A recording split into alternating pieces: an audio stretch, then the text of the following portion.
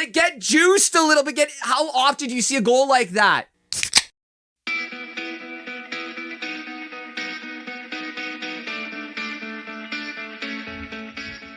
You're listening to the Draft in Hand podcast with your hosts, Greg, Ian, and Mark. Hi, everybody. You're listening to the Draft in Hand podcast. We're recording this on Monday, March 8th. It's a nice sunny day in Toronto, Ontario. So Did it rain like a little bit ago? I don't know. Because like my driveway's wet. Yeah. Like it's sunny out. So like, Same. it always confuses the hell out of me. It might have melted. The snow? Yeah, I don't know. But like the middle of my driveway is wet. Yeah, that's why I saw that too, and I was like, did it rain? Yeah. It's not cold enough for it to snow. So maybe it was rain. Maybe it's just the dampness. I don't know. We're on the Mark and I are on the same side of the street that the sun doesn't hit our driveways the same ways it does Ian's. Ian gets a nice and warm driveway, melts all the snow and ice. Mark's and ours are shaded by the houses based on the sun angle, so it just stays wet. Yeah. Not entirely, but almost. Hi, everybody. I'm Greg. Over there's Ian. Yo, that's Mark. Yo. Welcome to the show. Talking about sports and etc. Hockey. That's the list. Mark, speaking of it's warm outside, the sun's nice and shining and everything. Yo, what happened with this golf thing? On the weekend? Yeah. Oh, it was pretty entertaining. Did you watch Fun any of golf. it? Yeah, Canadian almost won. He got to like within one shot on 17, then he bogeyed the par 3 there. He still wouldn't have beat DeChambeau at the end, but... He was a nice guy and let DeChambeau win. Yeah, leading after 3 rounds and then letting DeChambeau win, or Yep. up there for 3 rounds and letting DeChambeau win. How Canadian But of him. Did you see DeChambeau's shots on the 6th hole there? I did. Do you want to tell everybody about him? So, Paint a picture. basically, Oil painting. Canvas. this is a par 3. It wraps around a lake. So it's basically like a C, and it wraps around... Giant U shape. that one's a par 3? It's a par 5. Par 5. Oh, par 5. Par 5, and it wraps around a lake. So to go for the green, it's about probably 360 yards directly across the lake. Yep. But it's usually a 2-shot to get there. Most people kind of cut the corner of the lake a little bit. They shoot over the lake a little bit because it is a giant U shape. It's a crescent moon shape. And it's course. literally over water. So like any golfer Fairway, I looking guess. at this is just like, oh my goodness. Yeah, if I miss 360 this carry, shot, that's fuck hundreds that. of thousands of dollars I'm losing. Yeah, by way of their score. Yeah, going yeah. up. Bryson DeChambeau doesn't think that way. No, though. but DeChambeau don't care. First 2 rounds, the wind wasn't really in his favor going over the lake, and then in the 3rd round, the wind's finally in his favor, and he fucking crushes a drive where nobody in golf has ever put a ball before on this hole. Yeah. So basically, the guy pulls out like long drive competition.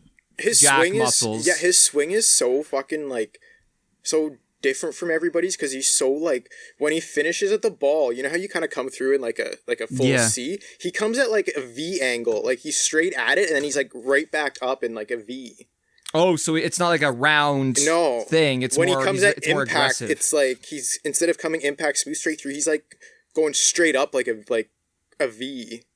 he just swings so fast. Yeah, it's like how those fucking long drive Violent. hitters drive. What his ball speed like coming off? 200 miles per hour. Yeah, Almost it was like 200. 196 Yeah. or something. Which is unheard of in Dang. golf. Yeah, but and then in the 4th round, he put one at the greenside bunker about 60 yards out. where He basically, was last round he decided, like, you know what? Enough of almost going for it. I'm gonna go for it. I'm gonna put on a show for the fans. That's what they came to see. Yeah. Good for him for beautiful shots. For He doing still it. he fucking had no short game out of those 2 shots because he chipped them both like off the green. Nobody wants to watch Still that. managed though. to birdie. Oh, you but birdie. He couldn't put it on. Yeah, for a nice you're eagle putt. within 60 on a par 5. on a par 5 on your first shot. You should definitely be putting for eagle. Yeah, it's okay. But man, it was just so like fuck. It was fun to see golf fun. Well, golf is always fun, Sure. in my opinion. Yeah. But yeah, it was cool to see Yeah. somebody do something different. But this course was probably made, you know, it's Bay Hill. Bay Hill, right? yeah. So this was probably made when no one even thought about Well, it's that Arnold being Palmer's possible course. going across that lake. It So still really isn't possible. Yeah, it's just still- the one guy. Yeah. I'm sure other people can do it now that they've seen it, but not many. You need to have the wind and the balls to do it. It's the rest of the golfers, but DeChambeau could do it on a bad day. Yeah. Mm-hmm. Yeah, he's And He's an animal. friggin' 47-year-old Lee Westwood and his fiance almost won. His fiance caddies for him, which I thought was really cool. That's kind of neat. Yeah. That's different. Yeah. Maybe Right. is that a My mom- COVID thing or is that just No, I think she's been caddying for him for a while. Oh, nice. so she's obviously a good golfer Yeah, as my well? mom was like, what's she carrying her bag for? I'm like, Mom, you do realize, like, when you're a caddy, you usually, like, are better at reading the golf course than the actual golfer. That's kind of your job is to, Yeah, to study the course exactly. and know everything inside and out. Yeah. And I was And like, backwards. think about it. When he wins money, it's not like he's giving it to, like, a caddy. It's staying within, like, the family. It's Yeah. literally going to... The purse stays with it between them. Yeah. It's not like he has to shell out, like, $100,000 to, like, his caddy buddy. Yeah. Just Which, here. I mean, they're not really... Yeah. But you know what I mean. I was like, but I thought it was nice. Like, you don't really see, like, that. And he came second, Yeah, he finished second. and Connors was third. Connors tied for third, and Nice. Spieth was fourth. Who also got a hole-in-one. Spieth got a hole-in-one in round 3 as well. Oh, sick. Oh, Yeah. shit.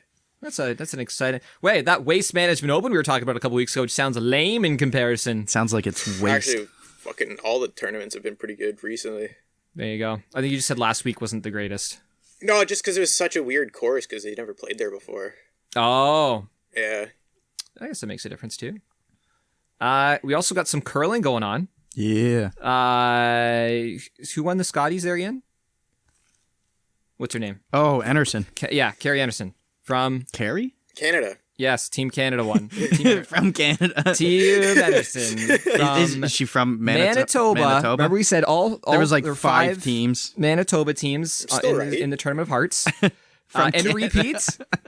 And a repeat. So she will still be Team Canada next year. So everyone's going to be like, why is there a Team Canada? It's because she's the defending champion from the Tournament of Hearts. And on the men's side, Yeah. Gushu is Team Canada. And we watched him lose last night to Kevin Cooey. Cooey, who Ball. has Cooey's won the Brier before.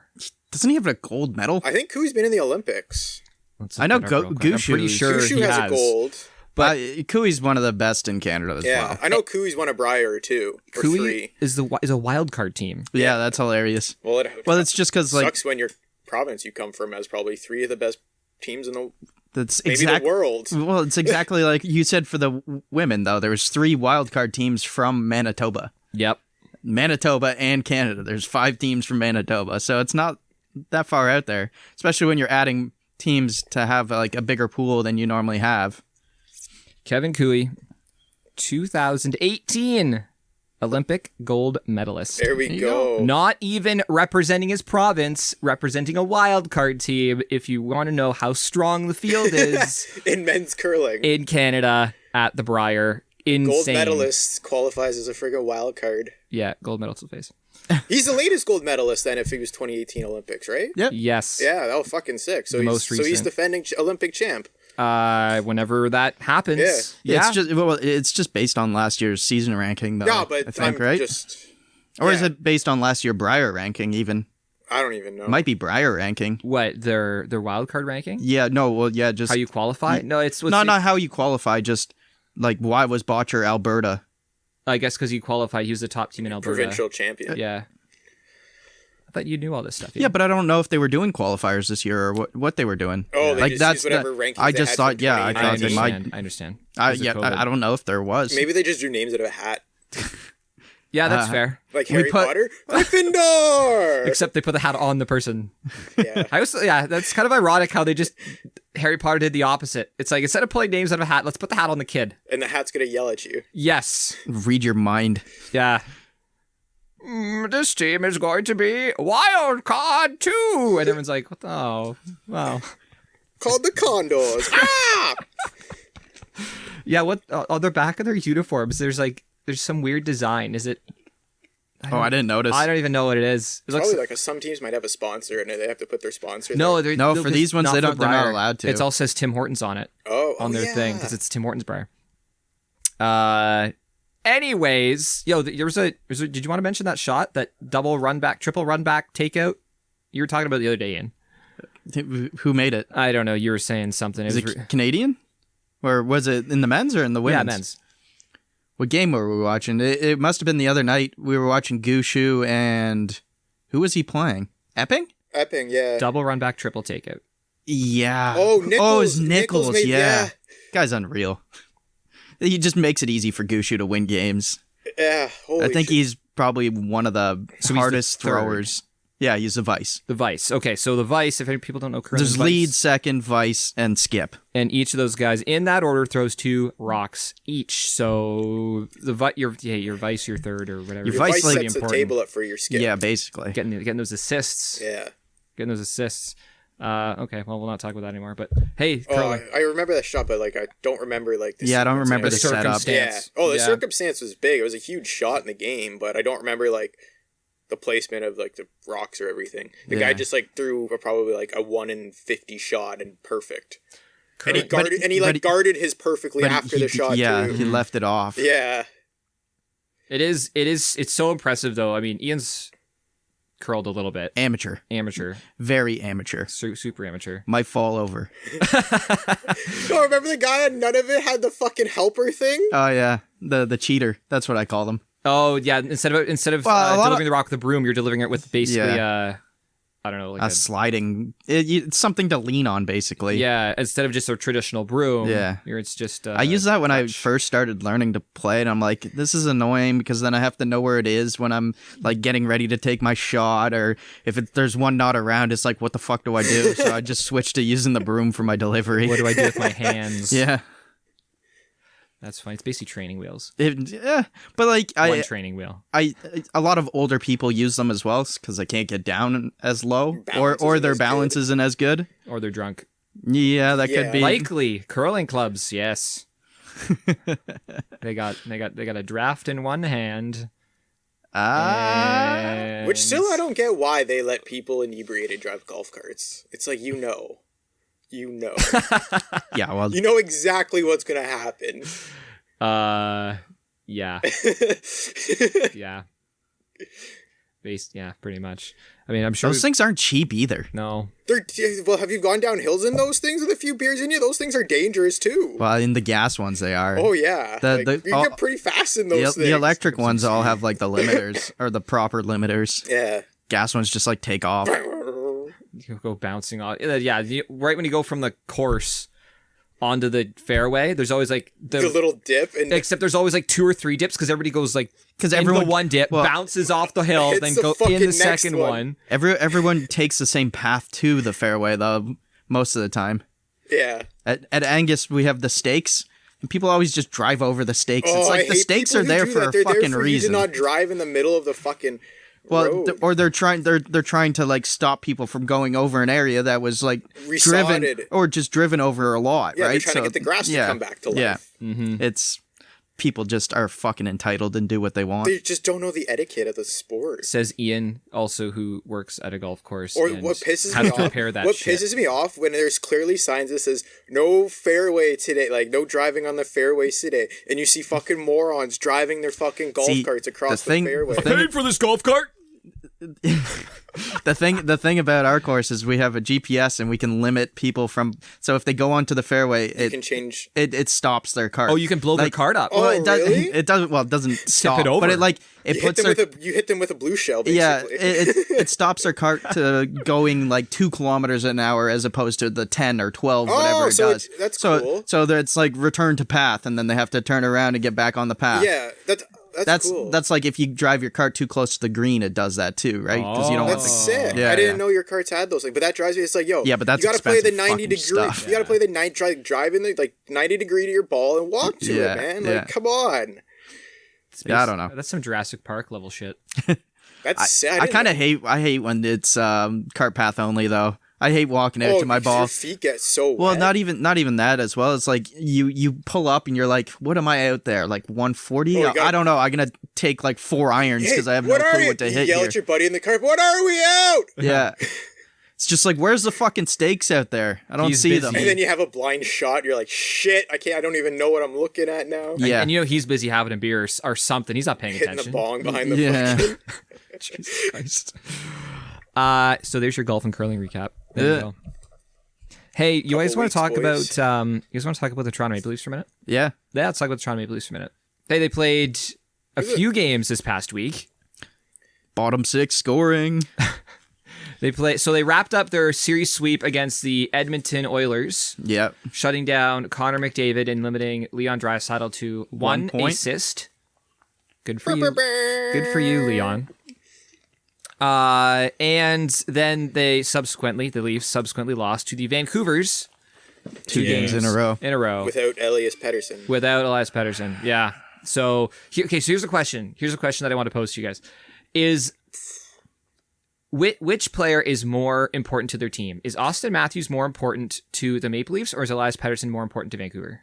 Elias Pettersson's more important to Vancouver because there's less good players on Vancouver. What do you think, Ian? I don't know. Having Matthews in the game, you see the impact he has, but like still, we have 2 other $11 million players that should be able to carry the team without him there. Have the Leafs not lost more games with Matthews back in the lineup than they have won though when he was out? Yeah, when he was out, they won. So that kind of. So Mark thinks Elias Pettersson. Ian, what do you think? So Elias Pettersson probably more important. I don't watch Vancouver enough with him playing. Like I watch him when he's playing. And I just based on StarFact, Toronto's got more better players, which should be able to weight the brunt of not having Matthews. I'm in the exact same boat as you. When we talked about the Vancouver Canucks at the start of the season, we mentioned 4 of their forwards. We mentioned Pettersson, Horvat, Miller, and Besser. And then the Hughes. The rest, defense. Yeah. But 4 forwards. Yeah. The rest of their forwards are essentially handed arbitrary amounts of money. Yeah, I like Pearson. Pearson's okay. Sure. He's having a good line. At best, second line player on a shit team. He does what he's needed to do. Exactly. But for the most part, like you got guys like Jay Beagle who won a cup and then cashed in. Good for him, but not for Vancouver. Man, he's good at taking faceoffs. What's Gaudette done? Take penalties. Yeah. Anton Roussel. Fucking hit people. Yeah, he's a bit of an idiot. I mean, I guess Virtanen? Yeah. Yeah, fuck. So he would score 2 goals against the Leafs too. He doesn't do anything else all year. But when you look at the Leafs lineup, they still have a number 1 center. When Matthews isn't in the lineup, they still have a number 1 center. Zach Hyman's looked like the best player on the ice the last week and a half. Which is another issue. Good because for him. He's playing himself out of Toronto right now. Yeah, he's looking like he's gonna get 6. He's making a lot of money. He's playing himself out of Toronto. Good, which is good. Damn good for him. He is looking very good on the ice. Like just his full skill set. Like he's still doing everything he did before, but he's doing it better. Yeah, he's like he's getting the puck. He's playing with more into confidence. The zone for like another second and getting an even better chance for another player out of it. Yeah. Well, it's like we talked about last week or a couple weeks ago. He's actually driving more play and he's attacking the net, whereas before he would just attack the puck in the corner. The line with Engvall and Mikheyev, he's the play driver on that line. And it's like, holy shit, Hyman can run his own fucking line. Yeah, that's really impressive. So when we talked about Hyman at the start of the year, we said, I mentioned that I don't see him as a top line player, but if he's able to drive play in that bottom 6, and I don't think anybody thought he had this next gear to him. But... I mean, I've been calling him Mini Marchand for a while, man. Go get the puck. He's no longer go get the puck. He's go get the puck and he could take it to the net. Last week we were talking about how he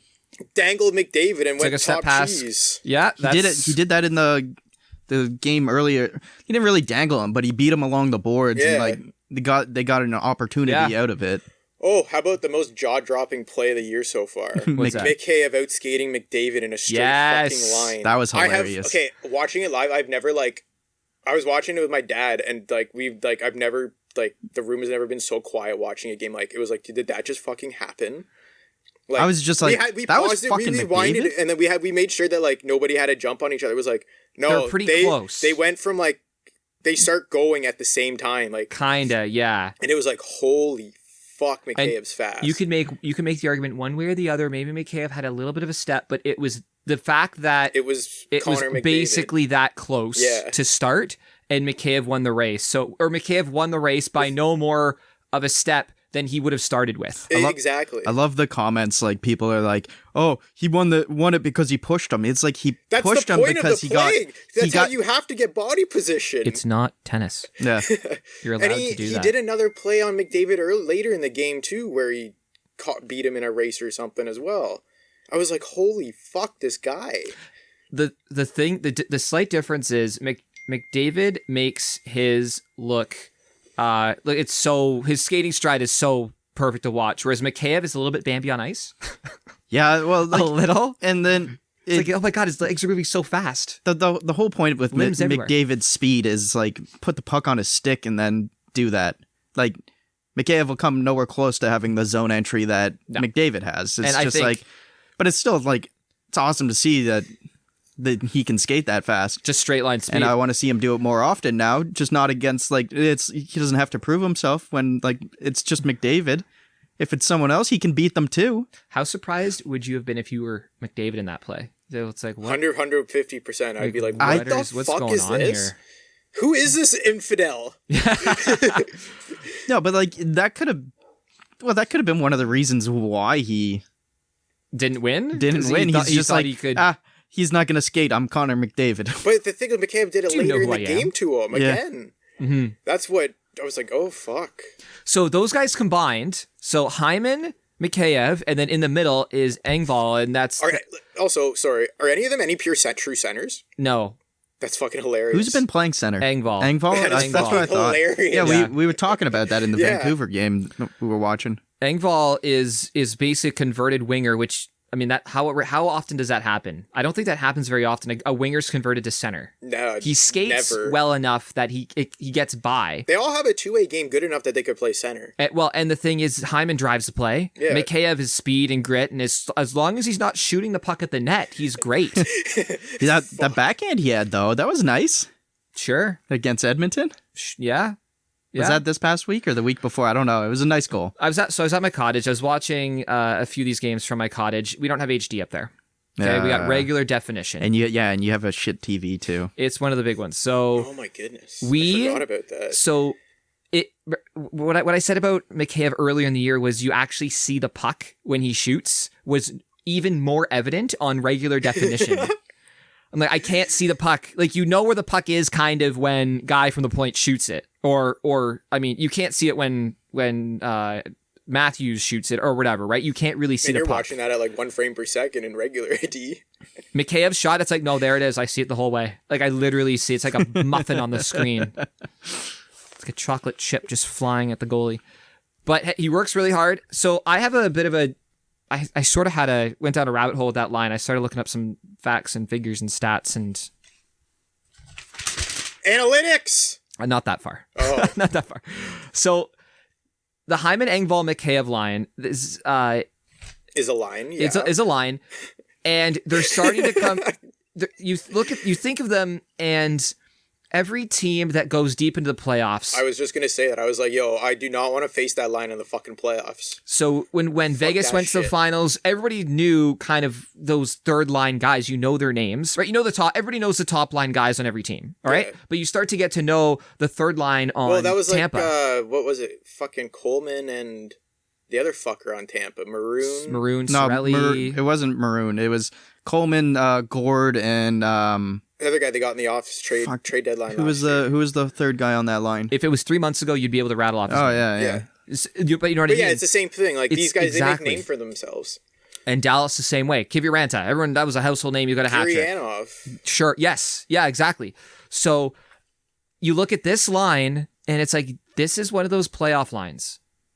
Yeah. This is one of those lines that they're household names because... Goudreau, sorry. Goudreau. Yes, Ian, you're right. So the line was Goudreau. Oh, Goudreau. Yeah, Goudreau. Goudreau. Yeah, it's like say Goudreau, but it's Goudreau. Yeah. Pronounced the same, spelled differently than Johnny Goudreau. Yeah. So Coleman, Goudreau, and... Yanni Gord, yeah. I think Gord was the center. Yeah. So, and you look at this line, and similarly, this is a line that can drive play. It drives teams nuts. They have a guy that could keep up with Connor McDavid, apparently. Yeah. Allegedly. Maybe they can't score a lot, but they don't get scored on. They don't get... Well, you're not going to get scored on if you're cycling in the other team's end. When you see it, when your third line, and you just don't want them to get fucking scored on. The biggest issue I see with this line is the face-off ability. This line is not great at starting because Engvall is just none of them can take 41%. None of them can take. None of them can take face-offs. No. So just put it out there. No. So as a coach, you can roll them over the boards on the fly, which is fine. But a third line that can't. I mean, okay, fine. Maybe you in the playoffs you have Spezza take the face-off, or you have Tavares take a face-off. Both of them. Spezza and Tavares are both, and also they could, like 50. They're hey, by the way, they're 59%. Both of those guys are killing it in the face-off circle. They're almost 60%. Both. Also, of them. like you always get improvements over the season in face-offs. It's one skill that is probably the easiest to improve over. Except people don't. It's more for some reason it's an off-season thing. I know. because for whatever reason. I guess because you can actually. But you know what I mean. Of like all the things you can pick up on, I think faceoffs is probably one of the quickest. Maybe just because it's all a timing thing almost. Timing, it's art, and it's easy to ask somebody, "Hey, Spezza, how do you cheat on a draw?" And he'll teach you. And Engvall does not have a language barrier, so he can actually. And you think Engvall would be pretty good too because he's lanky and pretty tall. Whereas, maybe he's just not strong enough. I don't know how Mikheyev's Russian or to English is, but I don't think he speaks English at all. Yeah, whereas Engvall is fine. That's where that's coming from. Anyway, so I was just looking at so the rumors. This is where it's coming from. So the rumors are the Leafs are looking for a middle line player, maybe some grit. There's different names being thrown out there. Some people are speculating it could be anything from Taylor Hall, Ricard Raquel, Granlund. I'd like Granlund. Granlund would fit the Leafs style good. And is Granlund a center? Yeah. So there might be something there, because if you were to slot, so right now Kerfoot is on the line with Tavares. It's Tavares, Nylander, that Kerfoot. line's looking pretty fucking good. So maybe you don't want to tinker with that line. Oh.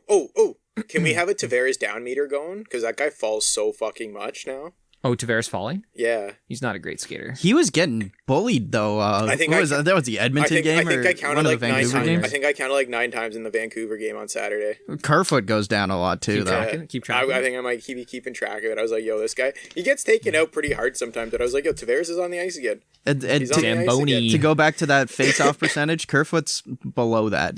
I was just going to bring that up. Yeah. So Kerfoot on that second line. Kerfoot's great because he's sort of a Swiss Army knife. He goes between left wing and center, and he's able to flip back and forth. So I was thinking, hey, maybe they're looking for a winger for the Tavares line so they can put Kerfoot down on the third line because he's more of a natural center than Engvall is, thereby giving yourself a really, like a third line that actually has a center. Yeah, but Kerfoot is no better at faceoffs than Engvall.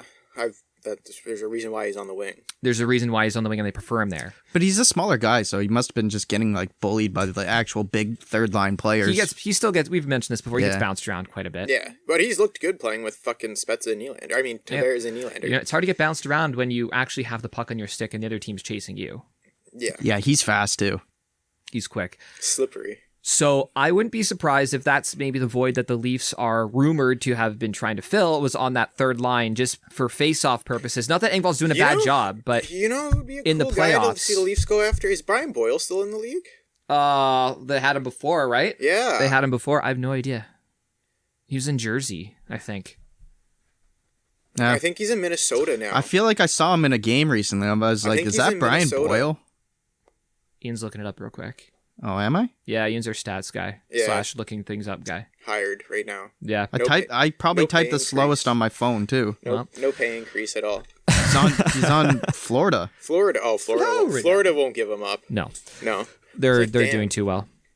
But the only thing that third line for the Leafs lacks, they got Hyman, who he again drives play, doesn't just come out and doesn't go into the corner, but now he comes out of the corner and attacks the net. Mikheyev, who can beat anybody, who works like crazy. We're so happy with him.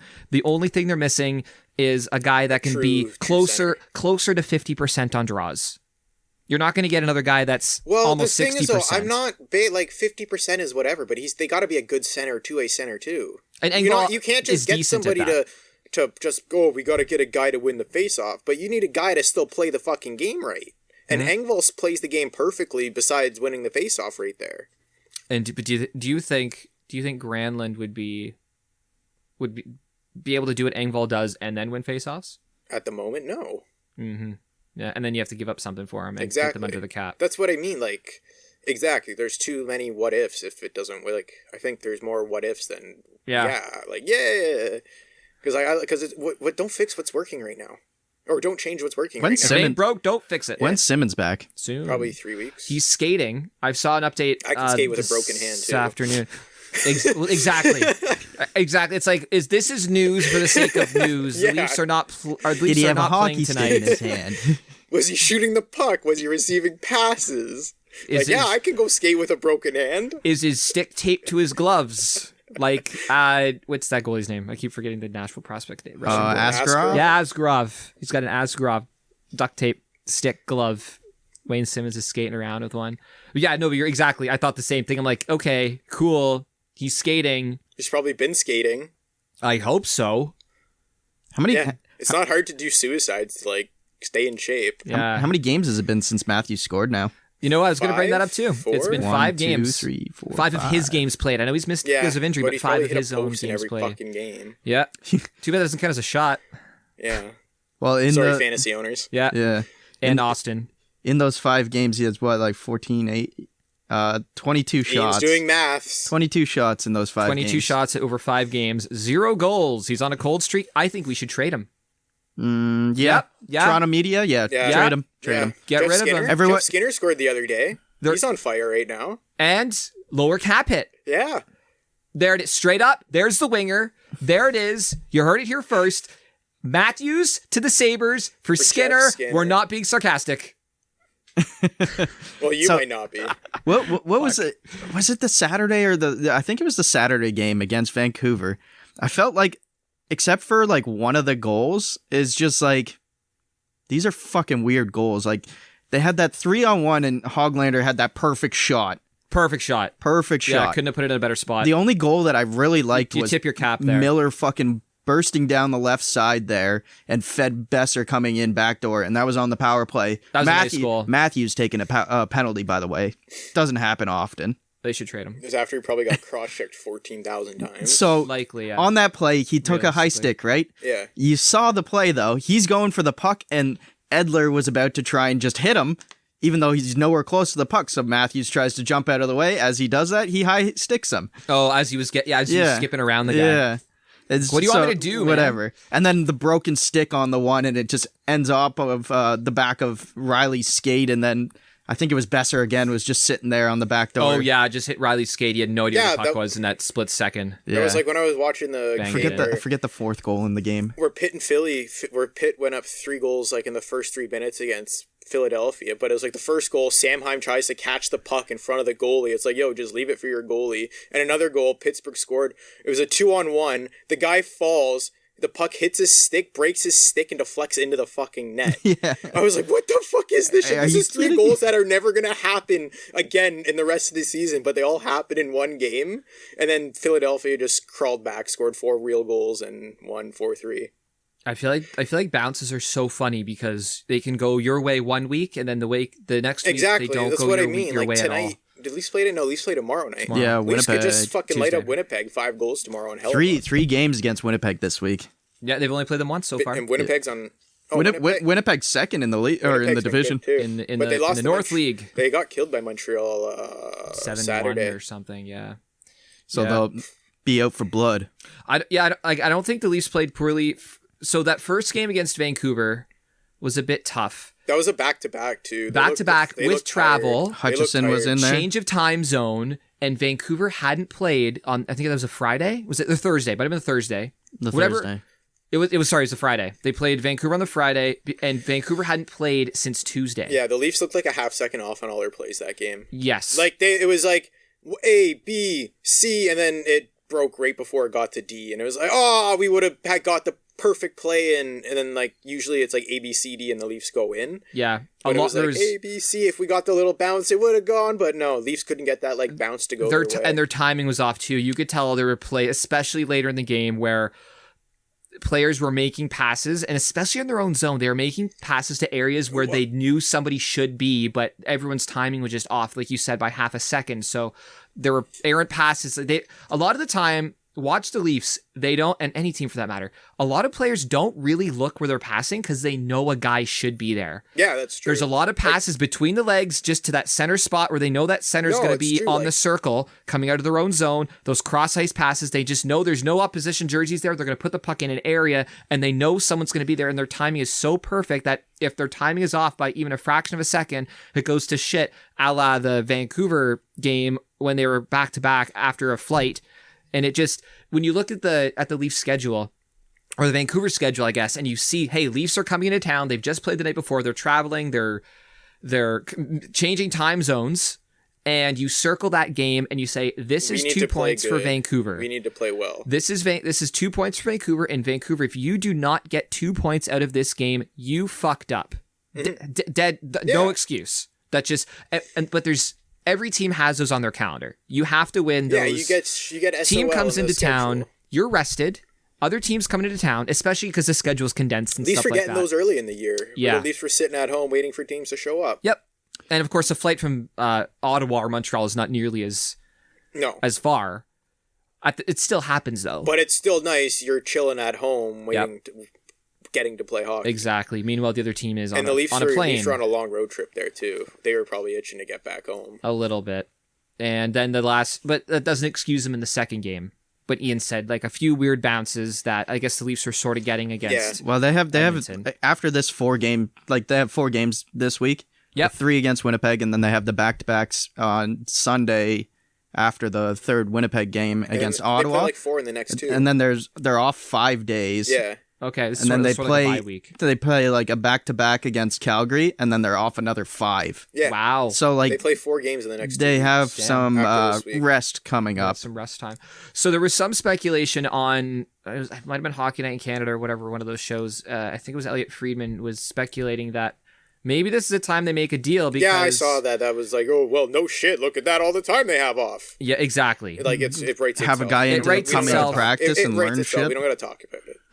That's what I was going to say. It's like, it's great to speculate about that stuff, but like, there's nothing really tangible there. It might be a good idea just because the idea behind it is You're getting a player that has to quarantine and you miss the least amount of games that way. But if you have to trade someone away too, the exact same happens. Yeah. If you have to pick a guy on the Leafs, it doesn't matter that you're playing fewer games with that guy out of the lineup and replacing him with, or not being able to replace him with the replacement he's coming from. Exactly. And Alex Galchenyuk, by the way, still hasn't played a game with the Leafs. He scored on the Marlies the other night. He scored a few goals. Did he? And he's been at least a point per game. Robertson's been playing good with the Marlies too. Oh, good for him. Yeah. I just saw a tweet. It's just like Galchenyuk scored. It's like cool for the Marlies. Zane Wisdom kid for the Flyers is fucking going off in the AHL too. 18-year-old. Who? Zane Wisdom, Flyers 4th round draft pick this year. He's got I think he's leading the AHL in goals, and he scored a fucking nasty goal the other day. Oh. Yeah. There you go. And he's he's probably the steal of the draft last year. How old is he? 18. Do you know what league he played in before? OHL. And just because there's no OHL, he's able to play in the AHL. Yeah. AHL. Oh, okay. But he's killing the AHL, and it looks people are like, yo, this kid could get a call up this year. 4th round pick, and then the 3rd next. or 4th round pick. Yeah. I mean, Ryan O'Reilly made it out Second of camp rounder. as a early second rounder, Yeah. which was almost unheard of. Zaid. I'm trying to look up this guy on the internet, and I typed in Zane because I thought you said Zane. Oh yeah. He's from Toronto. Yeah. Is his goal there? Oh, I don't know. I'm just. Oh fuck! It was. He's sick. drafted 4th last year. Just trying to find like stats. Okay, before we go around the NHL, let's wrap up the Leafs bit here. So the one thing I wanted to mention, the Leafs did really well covering McDavid, and the one piece that I wanted to bring up on the shutting down McDavid. A lot of people are talking about shutting him down in the offensive zone, but if you watch where a lot of his rushes start, a lot of that momentum is gained defensively. Yeah. In the defensive end, that's where he picks up the puck. He goes straight. He generates speed. The Leafs were getting on him before he got outside of the zone. He beats his own zone. He beats 1 or 2 guys in the offensive zone. There's nobody left in the neutral zone aside from defenders that are wheeling backwards as fast as they can to match his speed, and then he blows past them anyway. The Leafs are on him, and I mean that's where that third line was, I guess, checking him the most. Engvall was really all over him and not letting him get up to speed with the puck.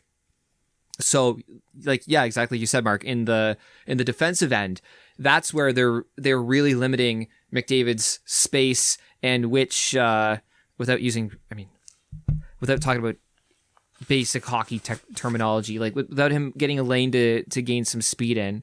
Yeah, you really didn't see it like normally, like in past games, like not in these last 3, but like even earlier in the season, he'd pick up his speed and he'd be gone, and they couldn't touch him as soon as he was going through the neutral zone.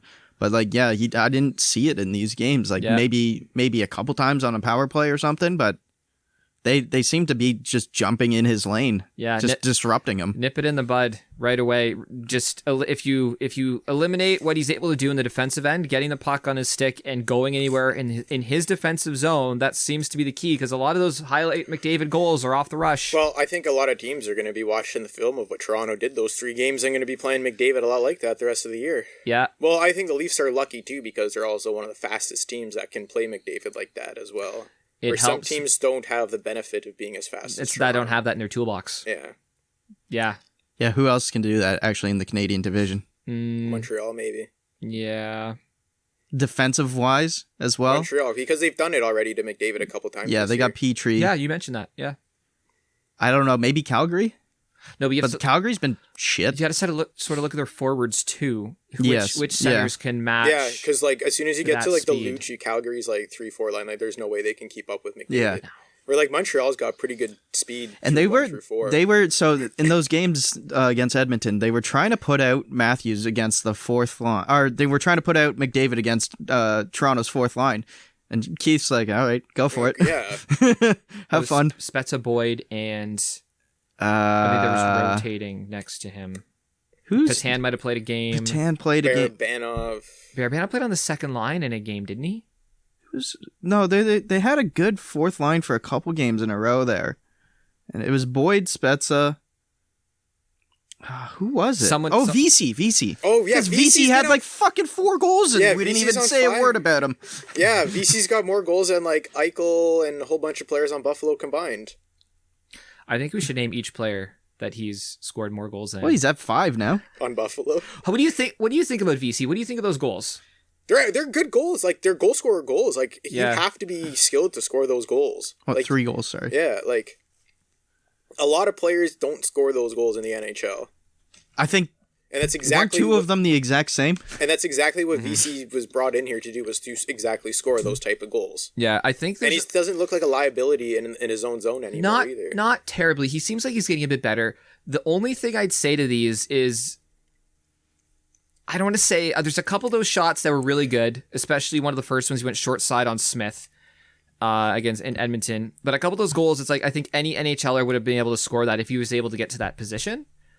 I know there's a lot of people running to the Jimmy VC defense to defend Jimmy VC. I still don't like him. I also think he's a very he gets benefited to the matchup a lot, where there's a lot of teams where I know he's not going to show up against, and there's a lot of teams where you just look at their like lineup and their matchup where you're like, yeah, VC's probably going to have a good game this game. Sure. Well, we signed him to be a second line player, and he's already on the 4th. Well, they signed him to be the hope was how much is he getting paid? Was like $1.5 million. He would be a second line player. The hope was that. And every team's hope he has. He's never been a second line player in any team. To me, it's been more he's taken advantage of the opportunities by just putting the puck in the net. Hey, good for him for putting the puck in the net. But let's see him. I think he's benefiting from Spezza making some amazing passes. On one of those goals, it was Boyd that put the puck. Oh, the little tip. Boyd put the puck right on Spezza's stick on that 2-on-0, and then Spezza just flipped it to VC for his second goal in one of those Ottawa games. Yeah, and Boyd's then I think Boyd's been the best surprise so far of like all those fourth line plugs. I think Boyd has been better than VC has. So do I. VC has just scored the goals. Boyd's an all-around better player too. Boyd does a lot more on the ice. Watching Boyd's handset, he made a play in against Vancouver where he stick-handled into the middle of 4 guys in Vancouver in the offensive zone and was able to keep the puck away from all 4 of those guys. Like, he attacked into their box and made a play outside and made a nice pass outside of the box after stick-handling around a few guys. This is Boyd. Sticks. Yeah. But I was like, yo, people don't do that unless they know they're really good. Especially in the NHL. Like, guys don't... Confidence. You know what I'm saying. Yeah. Like, I was like, yo, that's a fucking... A lot of players don't do that shit. And like he looked like he did it with ease. I was like, yo, that's some like nifty hand movements. He's pretty good. He's played on the power play too. Yeah. They've given him some power play time. They threw him up on the first line of one of the games. I think it was last week. Yeah. I don't think he has much of a shot though. I haven't seen him actually shoot the puck. No. You know what though? Hey, give the puck to Jimmy because Jimmy's got to put the puck in the net. He's got to be good for something. Hey, that's what I said. The guy's got to put the puck in the net. Like somebody's got to do that. Yeah. Somebody's got to fucking shovel the garbage. He's doing a little bit more than shoveling the garbage, but I understand the premise. there's a lot of people that have been hating on Jimmy Vesey because he hasn't done much, and then people are rushing to his defense. And this is what we've been saying. He's somewhere in the middle. Oh, yeah, I'm just saying. But the thing is, at least he's not like getting these like secondary assists. Like goals win you hockey games, and he's at least scoring goals. I just looked up his given the stats. chance. I just looked up his stats. What do you think like his most in a season is? Vesey? 17. I thought it was 18. No, I meant points. Oh, points. 30 something. Yeah, 35. Yeah, I thought he was a better player. I was going to say 36. I thought he was a better player. And that was his first year with New York, I think. Yeah, he was 3 years with New York, 1 with Buffalo. He had a couple years where he was around like the 17, 18 goal mark. And then it sort of dropped off. But he was also with Buffalo, and Buffalo... we got to there last week, and we can still go there this week if we want. Sure can. Poop. You're below Ottawa in the fucking standings right now. And Detroit. It's bad. You're bad. Okay, I'm sorry. I love the praise that TJ Brodie's been getting this week as well, and it's sort of a little bit of, hey, one thing that we like to do on the Draft in Hand podcast is talk about things that other people aren't necessarily talking about. It's like, okay, TSN, Sportsnet, whatever has talked about this thing. Let's not talk about it because they were still fucking talking about the Spezza goal midweek last week. What did we name our last podcast? Stop talking about I left the room when they started showing the replay, and I'm like, what the fuck? Yeah, find something else. Yeah, I was like, yo, he's done this 8 times this year. Show the Hyman goal. I think that was the Thursday game against Vancouver, actually, the late game. I think they were going on that one. Yeah, oh I was like, what the fuck? It's the puppet choir. As soon as one of the puppet heads starts talking about this thing, somebody else starts talking about it. Then everybody starts, mine. It's like the seagulls from Finding Nemo. So it's so the TJ Brodie. So when they started bringing up TJ Brodie and his play against the Edmonton Oilers, I was like, dive. Well, no, the whole bit of it. I'm like, okay, they're at least not talking about the specific things that I wanted to talk about. So we're gonna give him credit for the diving, stick swinging thing, but that was a hero play. There's some other plays where he's able to use his stick at the perfect time, and maybe you have to give some credit to the video coaches and some of the scouting staff for watching some tape on some of the players that are the star players on Edmonton. Hey, when they're doing this, or this is a good time to attack them. To get a stick into a lane. And of course, TJ Brodie, just being a player, he played for Calgary, so he knows the Edmonton Oilers pretty darn well. He knows their tricks. Yep. Right? So that too. The one thing that I was really impressed about TJ Brodie, and it's sort of been contagious across the Leafs team, and this is something that I saw them do a lot last year, but now they're not doing nearly as much, is playing hot potato with the puck. There's a particular play, so I don't want to talk in generalities. So just picture the specific play. So right side, Leafs are in their own zone. TJ Brodie has the puck. It's to the right. The net's to the right of the screen. What are you saying? They're just slapping it around the boards and it coming back in? TJ Brodie's behind the net with the puck. Okay, Morgan Riley is to his left in the corner. Standard breakout position. Near side on your TV screen. Yeah, standard right? breakout position. Standard breakout position. TJ Brodie's got the puck behind the net. Morgan Riley in the corner. There's no other Leafs in frame.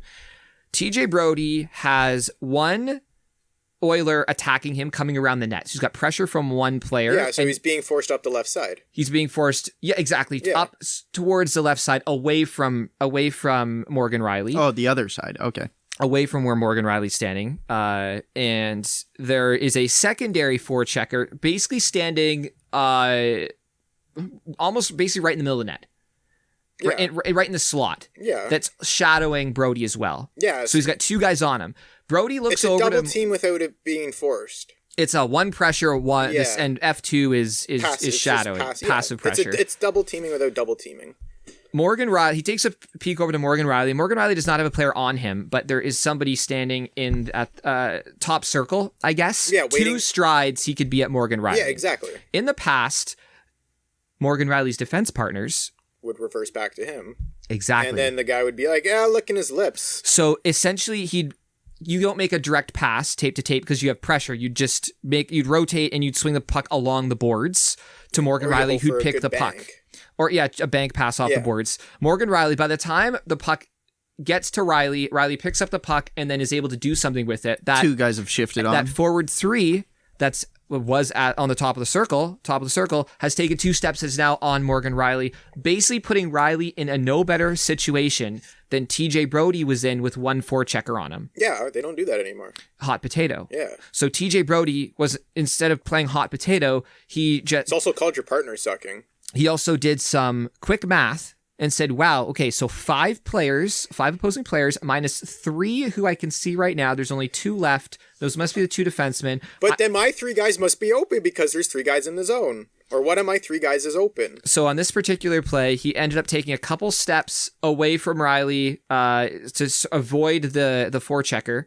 And he made a play to the other side to one of his teammates. But the fact that you saw him look to Riley, recognize that Riley is, if I give Riley the puck, he's not going to be in any better situation than I am right now with at least 1 guy right on me. So instead of playing hot potato with the puck, puck possession game, because we without naming the prior D partners for Morgan Riley. It because the way I'm analyzing it, I remember watching this play. I was like, oh, look, Brodie actually made the right play. You're analyzing it like it's a phenomenon. I'm like, no, Riley finally has a partner who is not hot garbage. Who's not going to give him the puck in a situation where everyone else doesn't have a what chance you're saying. to I'm succeed. just like, yeah, that's what you're supposed. You're not supposed to reverse it back if you know there's a guy going to pressure your partner because you're just back at square one. But that is the default play. That's like play 1. Give Riley the puck. Yeah, if you're Riley's D partner in the past, it was give puck to Morgan. Yeah, but that's what I mean. But back then, like Riley didn't have a competent partner per se. They also Brodie probably is just competent. panicked Yeah. and was like, "Oh fuck, give it to Riley. He'll deal with it." That's what I mean. They're not good. That's what I mean. They weren't good. And then Riley's like, "Are you fucking kidding me?" Hot potato. No longer hot potato passes. Like even I never played pro hockey. I played like A hockey growing up. I know not to do that to my defenseman over there. You're just like throwing him a suicide pass. That's basically, he's gonna get hit. Yeah. You're basically giving him a suicide pass.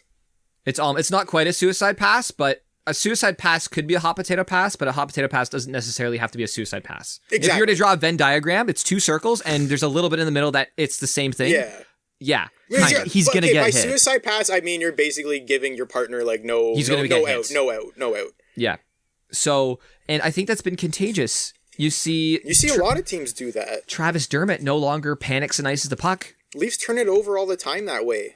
They used to. No, like against teams. Oh, they create turnovers that way. way. Yeah. Yes. Yep. For sure. But a lot of teams are, because you know that's the play that's going to happen. That's sort of the has been default play for decades now. D to D if you're in trouble, and if you are going to go D to D, make sure there's only 1 forechecker and you're passing the puck through him. You only go D to D to create new separation angles, like not D to D to fucking force like a play. Yep. And maybe it's like baseball where hitting's contagious. The Leafs aren't playing hot potato across all D pairs, but they're doing a lot better now. Monkey see, monkey do, man. And it definitely helps that Jake Muzzin has a competent partner. Dermott settled down with Bogosian a lot too. So maybe they're comfortable with their D partners. They're comfortable with making the plays. But again, I just wanted to bring up a TJ Brodie fact, a TJ Brodie thing that I had noticed that wasn't mentioned all over the Talking Head Sports Talk media paper internet that I've noticed over the past watching the Leafs over this past season. So proud of myself for picking that up. So hey, next time, and this is one of those things too. While you're watching the games, try to pick that up. Watch how many times the Leafs do or avoid making one of those hot potato passes. And it doesn't have to be the defenseman. It can be the centers as well, or the forwards moving it back to defenseman. But for the most part, watch the defenseman D pairs. I love it. You call it hot potato. I call it fucking over your partner. That's the way I see. I played defense growing up. That's literally that's what you're trying to do in hot potato. Yeah. Is fuck the other person over. Okay, anything else on the Leafs? Ian, you said they got Winnipeg this week. I 3 assume times. people are Tuesday, usually... Thursday, Saturday. I like watching. Actually, I hate Winnipeg. I like Winnipeg. They're good, so I like they should be good them games. Play games, but I hate Winnipeg. You just hate Blake Wheeler. Yeah, I hate, even though he's a fucking monster on my fantasy team right now. But yeah, I fucking hate Blake Wheeler. You gonna tell us why? A lot of reasons. Oh, okay, because he wouldn't fight Jamie Benn. Yeah, and I would have won the fucking league if he did. So Mark doesn't like Blake Wheeler simply for fantasy hockey purposes. And he's a bit of a dirty prick that gets unrecognized by a lot of people because he's a good person. Have you guys watched Winnipeg? We can move on to other stuff here too. A few times. I haven't seen them play since they got Dubois. Yeah, me neither. No, but yeah, I'm kind of excited to see. Yeah, them play. I am too. These games should be good. Yeah. I sort of looked ahead. I had the chance to watch them a couple times recently. I'm like, okay, the Leafs are playing them soon. I'm gonna watch them a bunch of times here. So I haven't. I guess I say I purposely haven't watched Winnipeg a little bit just because I'm gonna watch the Leaf games. I watch other games too, but if I'm I'll watch a team that while they're playing the Leafs, and then we'll see how it turns out here. I watched Florida one time this week to watch my King Gudis. They're a good team. Gudis, okay. So what's Florida been up to? Florida's doing really well, man. Winning games, man. Let's look at the schedule here. The standings. The schedule. Third. Huberdeau and Barkov are so legit. If you got time, man, watching Huberdeau and Barkov play is honestly a treat. We did say, hey, if you're gonna watch Florida, give Florida one period of watch this year. Ekblad looks like a fucking monster this year on that defense. 9 goals as a defenseman. Ekblad's got 9 goals already this year? Holy fuck. I have him in fantasy on one of my teams. And why is he getting no talk about the Norris with 9 fucking goals? Because Florida. Dude. Yeah, because it's Florida. I had no idea he had 9 goals, but I knew he was fucking, watching, I was like, yo, he's fucking playing insane right now. And there is starting to become speaking of the Florida Panthers, there is definitely some separation in the standings. You have Tampa Bay, Carolina, and Florida. The Chicago Blackhawks are hanging with them, and then there's a big drop. It's not quite a 10-point drop between Florida and the Jackets, but... The Chicago Patrick Canes. He's got 40 Sorry, Mark, do you want to say almost. anything about Florida? 38. I just, they've been fucking pretty fun to watch, and, they play a pretty gritty style, too. They hit quite a bit. They, stick up for their team if anything happens. And, there's a lot of unknown skill on that team. When you watch them play. Have they figured out who's starting in net yet? No, but both goalies are playing pretty good right now. I haven't really... Bob's up to a 900 save percentage. Yeah, okay, that's a big move. That's he stopped some pucks. To 900 is pretty... I thought he had a save percentage of point. It was 0.86 or 0.8. That's what I mean. Both goalies are playing good. They're a pretty fun team to watch. The game they were against Carolina. I was like, this is a good game. I think Carolina beat them. Yeah, but still. I think it was another one, not the one where they scored 3 goals. I think it was another one that I watched. Or they were playing Dallas. Nashville. I think they were playing Nashville or Dallas. Oh, okay, yeah. They beat Nashville twice in a row this past week. Yeah, that's who I was watching. Yep. Florida and Nashville. How did Nashville look? Trash. Okay, let's move on. Yeah, I got no comment on Nashville. Literally no comment.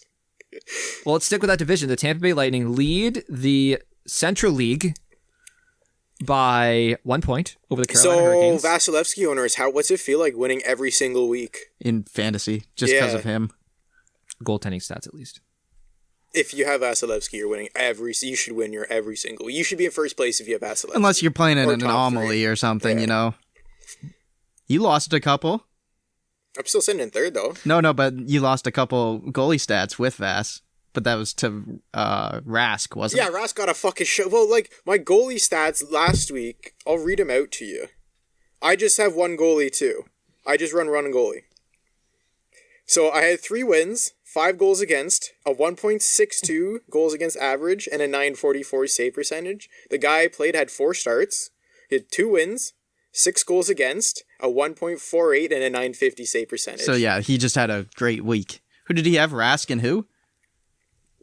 He had Tuukka Rask, Darcy Kemper, and Laurent Brossoit. Yeah, Brossoit played a good game actually this week. That was a random pickup, probably. Yeah, he picked him up against Vancouver, and then he dropped him before the Montreal game. If he had him for the Montreal game, he went in after Hellebuck got pulled and gave up 3 goals on fucking 9 shots. Or he started the game and gave up 3 goals on 9 shots. What are Vasilevsky's numbers this year? He's it literally a 173 and a 939. Oh shit! And he started almost every game too.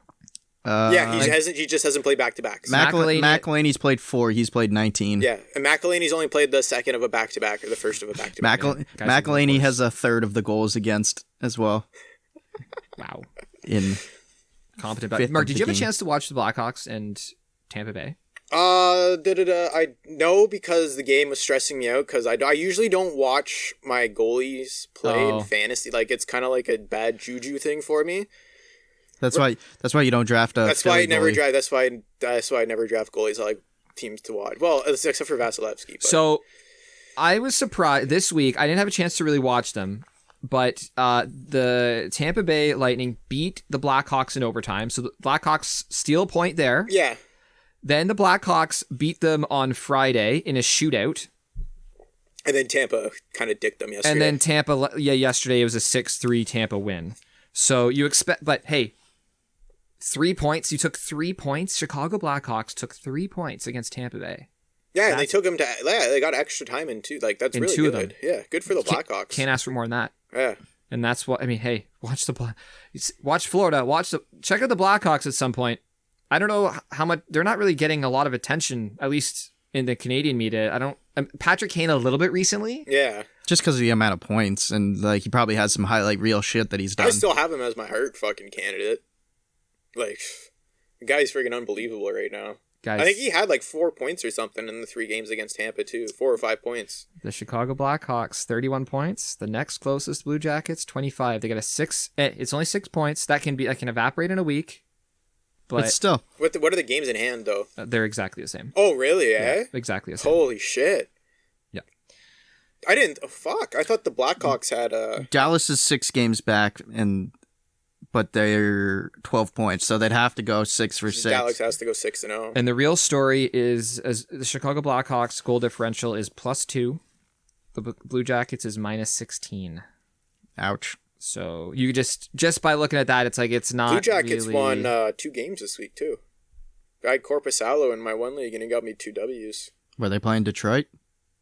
It might have been no. They played Detroit one game Tuesday, and Dallas and then the other. They played Dallas, and then they got shut out by Dallas. I didn't Saturday. start Corpusalo Saturday, so whatever. No, I was just smart. Tampa has the best goal differential in the league right now. Oh yeah, and Vass owners again this week. Detroit to start the week, so 2 games. Gonna get maybe a nice start to the week.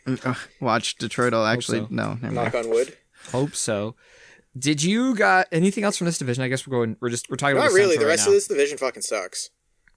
Like Dallas just can't stay healthy. You're starting to Rupe hear Hintz owners are just like, yo, is this guy gonna survive for more than a day or a period or minutes? You're or starting a to hear shift? rumors about the Blue Jackets selling. Yeah, be sellers now. And I mean, I think John Tortorella contract rumors are coming. I would like up a Boone well. Jenner.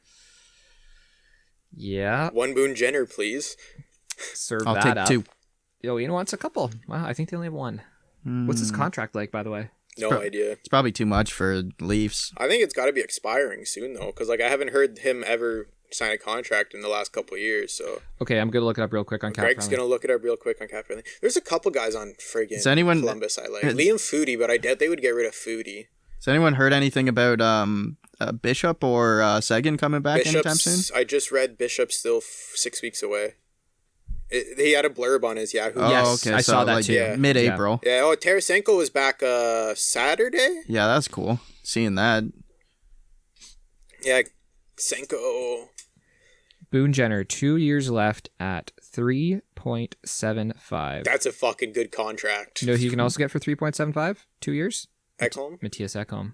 Those are 2 good fucking contracts for 2 good players. I think I'd prefer Ekholm. But I mean, it depends what you need. Yeah, Depends no, what you exactly. need, Boone Jenner brings that great like forward grit depth too. Sagan's still 4 to 6 as well. Because remember watching Boone Jenner in the playoffs against the Leafs? Like you fucking hated the guy. He can play center too. Yeah, and you're like, God damn, I want this guy on my team, but he's not. You know, do you have stats in front of you, man? For which team? Want to look at Boone Jenner's face-off percentage? 3rd line center for the Leafs. Player stats. Just thinking out loud. Fuck, like it, like he'd Just be. thinking I think out he loud? would be a damn good. Him and Hyman on a line together would be fucking crazy. 55.8. Holy fuck! How many has he taken? I don't know. Like, what's the sample size? It just says 55.8. Because if it's like, it tells you on Hockey Reference. yeah, it does. Mark's gonna look it up real quick. Are we gonna make another rumor here? Start a rumor. This is not a rumor. This is us just making shit up, which is what we do on podcasts. Thanks for listening, everybody, by the way, because this is what we do. We make stuff up. Hockey Reference, Boone Jenner, NHL. He's got 144 wins and 114 lost. Okay, so he has... But okay, last 2 seasons though, He was a 55, 54%. And then a 55 before the year. Yeah, but the last 2 years, he took almost 1,000 faceoffs. Damn. Over 1,000. Okay, so huge, Over 1,000. huge Well sample over size. So he's got a big sample size as being over a 50% face-off guy. The only problem is that it's a big salary, and next year, so you'd But basically that's not have a big to get rid of salary, him. though, for a player of his skill set, in my opinion. No, 3.25, you said? 3.7. 3.7. A player that skill, it's like, well, if you lose Get rid of Hyman, you Kerfoot. have him. Get rid of Kerfoot. I mean, Same that's salary It's size. actually not a bad idea. It's just what do you And then actually you have put to Robertson trade, up though? on the Nylander line. But no, but what do you have to trade to Or get Simmons. a Boone Jenner, though? Oh, probably a first, and you're probably trading Liljegren or Sandin. No, not all that. I don't Liljegren think. or... Maybe. I think a player like Boone Jenner and that salary with two, like, it's such a great, with term left. like...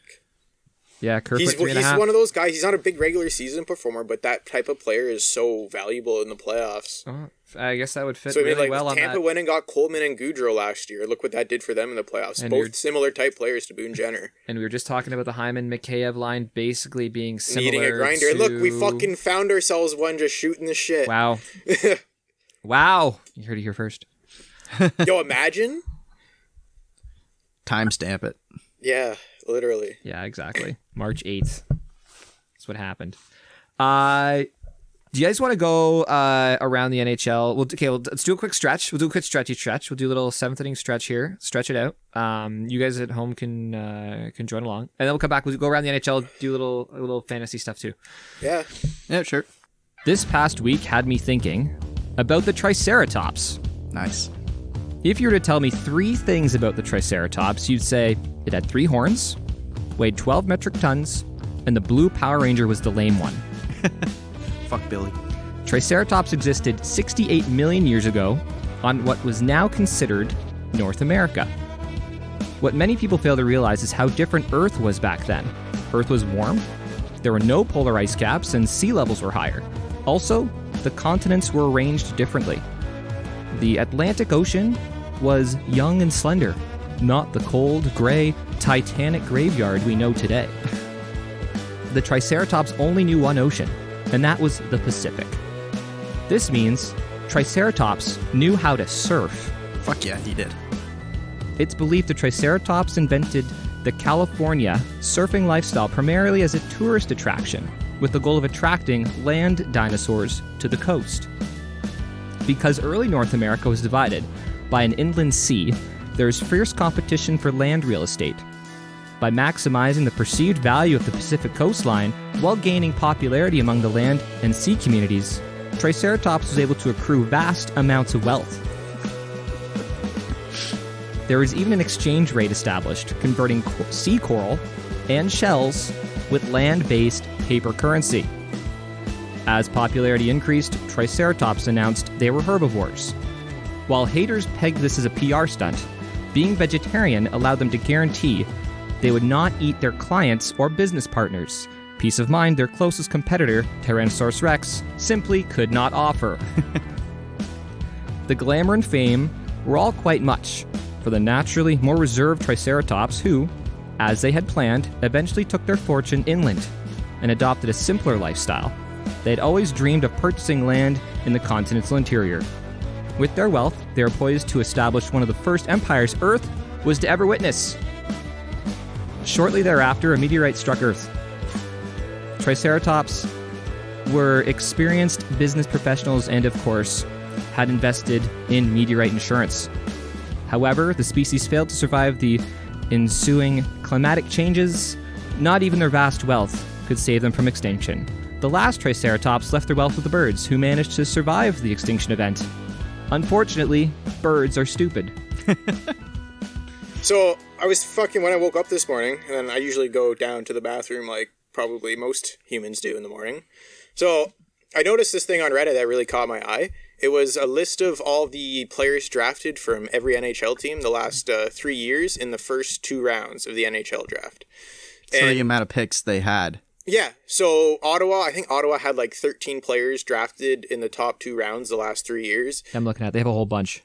Yeah, Detroit had 11. Detroit had a really nice plethora of picks. Yep. Flyers had 4 first-round picks in the last 3 years. Which I was like, damn. And I'm looking down the list. I was like, yo, I know all of these names they had a damn good junior careers and shit like that.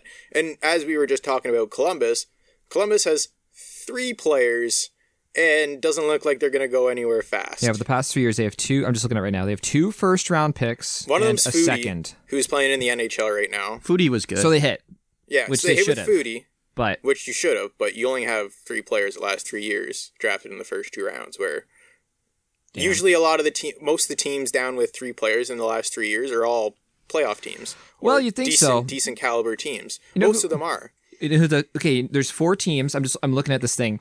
There's 4 teams that have only made 3 picks. One of them's Boston. One of them's Boston. Okay, forgivable. Boston, you're good. They managed to hit fucking every draft. One's a Canadian team. Montreal. Calgary Flames. Yeah, Calgary. What have you been doing? Yeah, look at Montreal's draft. Montreal's draft the last couple of years has been good. You know who the other team is that's only had 3? Who's that? Are they good? They're probably the worst team in the NHL. Buffalo? The Arizona Coyotes. Oh! Dumpster fire. Yeah. Only 3 picks in the 2 firsts and a second.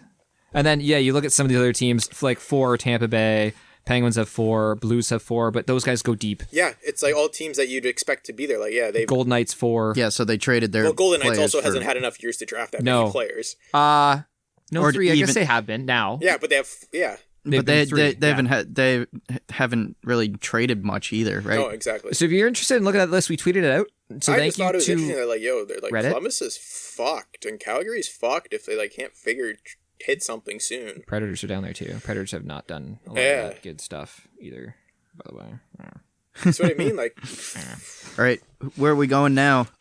Okay, so check that out. We tweeted out. Thank you to whoever posted on Reddit. So we just threw it on our Twitter. the Atlantic Division or what division? The East Division is fucking a fucking dog's neck right now. East League. In terms of points, the Islanders are slaying right now, Who would have thought that the Islanders would be a goal-scoring juggernaut? and they don't give up any goals either. They don't give a shoot. Islanders. Okay, let's talk about the Barzal goal for a quick second. That was the fastest I've seen somebody go between their legs, in game speed. That was like one of the fastest I've seen somebody score the goal that fast. Insane. I almost saw that goal live, except I changed the channel like at the previous commercial break. Yeah.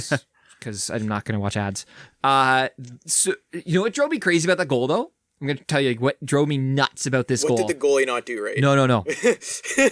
So instead of the announcers, getting excited, well, they're watching the replay of the goal and they're like, well, it's good speed to the neutral zone there, and look, he turns the corner, makes a left-hand turn around that Buffalo Sabres defender, and he just heads towards the goal. Poor Ristolainen. With the puck on his stick.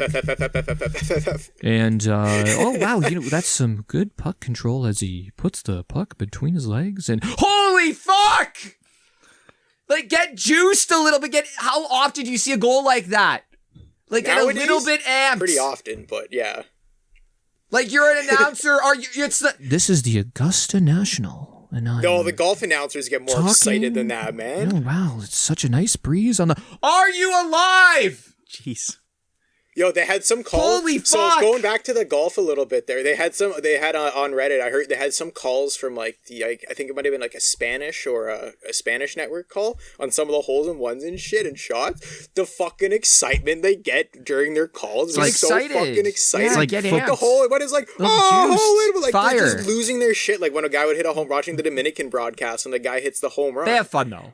But like that's what I mean. Like why like. Why is the American do you not realize? Like, do you not NHL realize what you broadcast? just saw? Like, yeah, the through the legs thing happened more often, but the way Barzal did it, nobody has done it that nice before. Man, like, get excited about it. I don't know which broadcast I was watching. Maybe Kachuk last year from the fucking hash marks. Sure.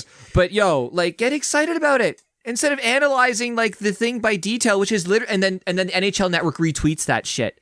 It's like you're retweeting the lamest goal analysis. That's why I love have some excitement in your voice. Leafs, Are you alive? When the Leafs like retweet their goals and stuff like that, usually put Bowen over the fucking calls instead of the CBC guys because he's so much more exciting. Yes. It drove me insane. Who's not announcer, the goal, whose not the announcers play. were it? I don't know if it was the Buffalo or if it was the Islanders. If it was Buffalo's Rick Jernett would have fucking lost his mind after that goal. Even if it wasn't the Sabers, it was scored on the Sabers. Yeah, but it's Rick Jernett still a couple watching those Buffalo games with Philly. Rick Jernett was still exciting, even though Buffalo was miserable to fucking commentate to. Guys, go watch those highlights, and you'll know exactly what I'm talking about. I got this guy Anders Lee on friggin' Islanders, 12 goals. He's doing good. Fucking been a fantasy. I didn't know he was their captain either. Yeah, he's their captain. Yeah. I want to say they just resigned him, but I'm not sure. Fuck, I was like, dude, this guy's fucking killing it. Islanders sit atop the East Division lead. Are they first right now? Yeah, 34 points, 25 games played. They have a goal differential of 17. They're plus 17. Philly's tied for fourth with Pittsburgh, right? Yeah. Sorry, it's Islanders, Caps, Bruins, Penguins, Flyers, Rangers, and then the Devils. Philly's tied with Pittsburgh, though, right? No. Bruins and Pittsburgh are tied. Philly's 2 points back. Yeah. They have 2 games in. They're there. They're fine. They're okay. They're fine. They're doing good. They're all right. They don't have a good last 10 games, though. I'll tell you, the Flyers, they are closer to 500. The Pens have been really good. I was telling you this last week or whatever. Like, they were getting the goaltending, like, those big saves and stuff like that early in their year, and their fucking team was playing like dog shit. Now their team's playing good, and their goalies are playing like dog shit. Sorry, this is the Flyers, right? Yeah. Flyers, yeah. So what's going on with Carter Hart? I don't know. Oh. Like, I don't know. Like, I need help from a Habs fan. Like, what do you do? What do you do? Canadian goaltending's gone to shit. It's like, fuck, man. It's like, because like Elliott started 3 of the 4 games this week too, I think. Oh, really? It's gotten a little dicey there, right? Like Elliott got the start. Trouble in paradise. Elliott got the start. His numbers are way better than Hart's right now. Yeah, what are we at the numbers yet? Yeah. Elliott's got a 237 and a 919. That's solid. And Hart's got a 347 and a 893. Ooh, at 347. And their games played isn't really that much different. And a what? Elliott's played a lot more recently, that's why. Elliott's played 10 and Hart's played 14. What's Hart's save percentage? 898. 893. Okay, so it's below 9 and above 3. I like looking at the points on the team as well. Like it's almost above 3.5. That's bad. JVR's first in points on Philly. Sorry, what's Hart's record though too? He's 6-5, 3 overtime losses. And that tells you the Flyers are scoring a lot when he's playing. Yeah. With a 3-5. So like the Flyers themselves aren't playing bad if they're scoring a lot if he's got a 6-5 record. They've had 3 shootouts. Yeah. Mm-hmm. Or is but that like shutout? it's just frustrating because like the spectrum can't go just in a straight line. It's like we're good doing this thing 1 week. I'm like, you got all the parts of a great team. You just can't fucking get the wheel spinning in the right direction. That's true. At the same time, but they're so fun to watch. Sean Couturier. Like, if you're coming into the playoffs, like that's when you really want to get. They got to make everything. the playoffs though, and the Islanders being as good as they are, and the Bruins as good as they are. The Bruins aren't gonna like drop out. You got to hope the fucking flightless bird. You got to hope the Penguins. Drowns. I understand. So I think it was a couple weeks ago. Or the Caps. Like the Flyers fucked up yesterday, not beating the Caps without Tom Wilson. We did the stat the other week, and remember I said that almost everybody in the East was.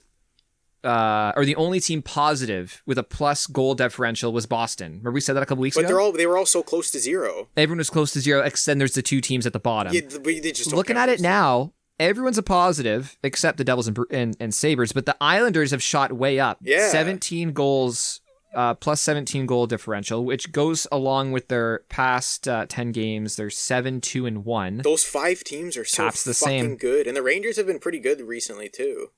Lost twice to Devils this week. Yeah, okay, they take that back. Mulligan. But like they beat Pittsburgh. Well, the Devils 5-1. shut out the Bruins yesterday too. 1-0. Yes, they did. Yeah. The fuck was that about? Devils gonna be good when they want to be. They got like they've been like getting hot, like streaky goaltending. I think Blackwood and the other guy Wedgwood have been randomly like good this year. Is it both of those guys? Yeah. I know Blackwood. Okay.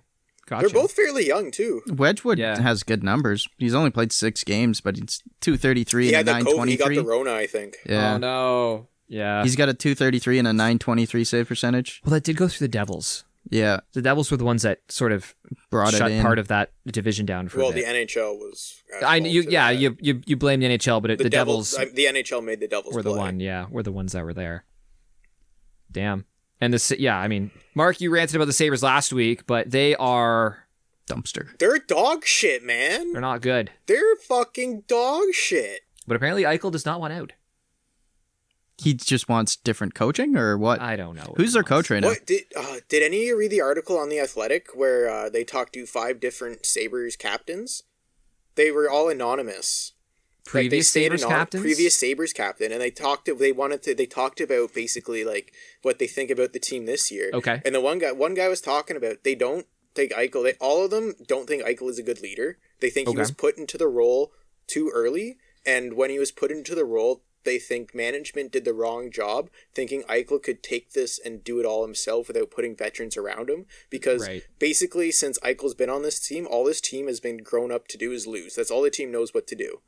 And when you're a team that only knows what to do is lose, what are you gonna do? What are you gonna do? You're gonna win. That's the culture. Exactly. They have a losing culture. Exactly. So when Eichel was made captain, a lot of these guys in the article were saying like this is when they should have brought in a couple veterans who have won, and like show Eichel that like during hard times like you still winners, like shit like that. Yeah. And the one captain was like I still watch them, but like they're literally unwatchable. So 5 anonymous previous Buffalo Sabres captains, but I'm pretty sure we could figure out who they are. I think one of them was Chris, because reading the article, what the thing said, I think one was like a NHL, works in the NHL somewhere. Okay. So I think that was Chris. Oh, so they're not current playing. They're just they're former. Around. Yeah, I think one was. They kind of said what era they kind of played in. Okay. So I think also my buddy Josh checked up how many different captains the Sabres have had since the 2000s. They've had 18. Since what year? Since like the 2000s. The start of the 2000s. Over the past 20-ish years, I think it's something like 18 captains or something. You almost have one a season. Yeah. That's alarming. Yes. That's you can't be a captaincy doesn't mean anything if it's recycled like that. That's what these guys were kind of saying too. Once Eichel finally got it, it's like you gave him the captaincy because he's this young, sexy player, and that's what they've been saying the captaincy's becoming now. Where like back then, like a captaincy was like, you got the team together, you made the team morale. Like it wasn't a captain. A captain was like a winner. He brought an attitude to the team that's like that's our style. That's our lifestyle. Like, you know what I mean? It's beyond just locker room leadership. Yeah, and I hate how the media doesn't portray like the captain as like the whole like problem. The whole like, problem. It's just this letter. I'm like, no, it's not really. Like, if your captain's going to war, like I'm going to war with them. Yeah, but the whole problem with the captain is like we don't see like 80-90% of what a captain should be doing. Like, no, you see what he does on the ice. That's it. You don't see the dressing room. You don't see the days off. You don't see the practice. Well, I guess you could see the practice if you looked into it. The weight room, the video sessions, or maybe that's the coach's domain. But there's a lot more to. It's not just a piece of fabric on your shirt. But it was just like which in Buffalo apparently it is. It was just alarming that like everything was just like it's not Eichel's fault that he was put into this situation. Basically, no. He to some degree he has to own. He probably wanted it. He probably wanted it. That's what they were saying. Like, he's but like, own it, who else would have been the captain? Eichel didn't pick himself first overall. Exactly. Eichel didn't second. Or second overall. First round. Sorry. Yes, McDavid, of course. But I felt bad because like all of them are just like the fans, like all this is like just so shitty for their fans and shit. Because Buffalo's got probably one of the most passionate. From the American fan base, probably the most passionate fans in the NHL. And they got tons of fans in upper New York State and Southern Ontario. Like I feel bad, like I don't like the organization's a shit show and what they put on the ice. Like I laugh at that. Like that's fucking the team's fault. But I feel bad for the fans. But like I laugh at your organization and what you put on the ice because it's a fucking joke. Yep. But I feel bad for them because like when the Leafs were a train wreck and a joke, I fucking hated watching it with Nonis and fucking that nonsense. Oh, it was a train wreck. We were a punchline. Literally. We were a joke. And now the Sabres are the joke. They're the punchline, man. With Arizona. Although I mean the front office. Like it sucks being a fan of the team, but like fuck. Weren't they just purchased by the owners of the... the Pagulas. Yeah, the Pagulas, owners of the Bills. They're good owners. They just probably not good hockey manager. Like, they're apparently, like, really, really good owners. Like, they're good for the... How recently did they get sold to them? I think, like, 4 or 5... It was quite a while ago, 4 or 5 years ago or something. Yeah. But like apparently they're like good owners. Like That's not, good. They're not like You want that's sleaze bags and stuff like leadership that. I just starts at don't the know top. if they run a good hockey organization. starts at the top. So Because apparently people love them. The fans love apparently the people at Buffalo love the Pagulas and shit like absolutely.